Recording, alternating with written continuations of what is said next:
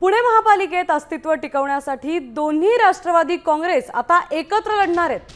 ठरलेल्या गणितानुसार अजित पवार गट 125 तर शरद पवार गट 40 जागा लढवणार आहे।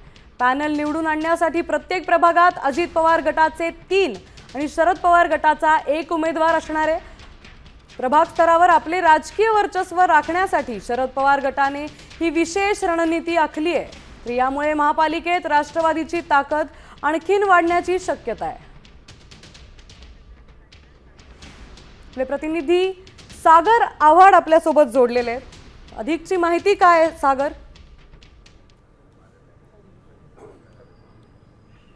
नक्की आपण जर बघितलं तर पक्षाचं अस्तित्व टिकवण्यासाठी राष्ट्रवादी शरद पवार पक्ष प्रत्येक प्रभागामध्ये 1 उमेदवार जो आहे तो देणार आहे। आपण जर पाहिलं तर पुण्यामध्ये 165 उमेदवार आहे आणि 125 जागांवरती घड्याळ हे चिन्ह असणार आहे, तर 40 जागांवरती 1 तुतारीचं चिन्ह जे आहे ते पाहायला मिळतंय। एका प्रभागामध्ये 4 उमेदवार म्हणजे 4 जणांचा एक पॅनल आहे आणि याच पॅनलमध्ये 3 घड्याळ आणि 1 तुतारी असं असणार आहे। आणि हीच परिस्थिती जी आहे ती पिंपरी चिंचवडमध्येही पाहायला मिळणार आहे। 128 नगरसेवक आहेत आणि पिंपरी चिंचवडमध्ये ही दोन्ही राष्ट्रवादी एकत्र निवडणूक लढणार आहे।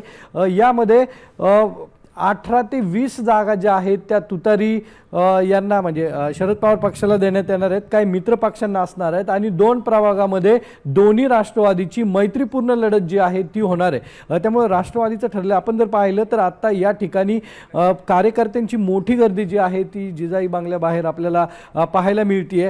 त्यामुळे काही उमेदवार जे आहेत ते तिकीट मागण्यासाठी आलेले आहेत, काही उमेदवार जे आहेत ते एबी फॉर्म जे आहे ते घेण्यासाठी आलेले आहेत। आता जर बघितलं तर पिंपरी चिंचवडचे शहर अध्यक्ष योगेश बहल जे आहेत तेही आतमध्ये गेलेत, त्यांनी माहिती दिली आहे। आता जर बघितलं तर अजूनही काही लोक जे आहेत ते एबी फॉर्म घेण्यासाठी जिजाईवरती दाखल होत आहेत।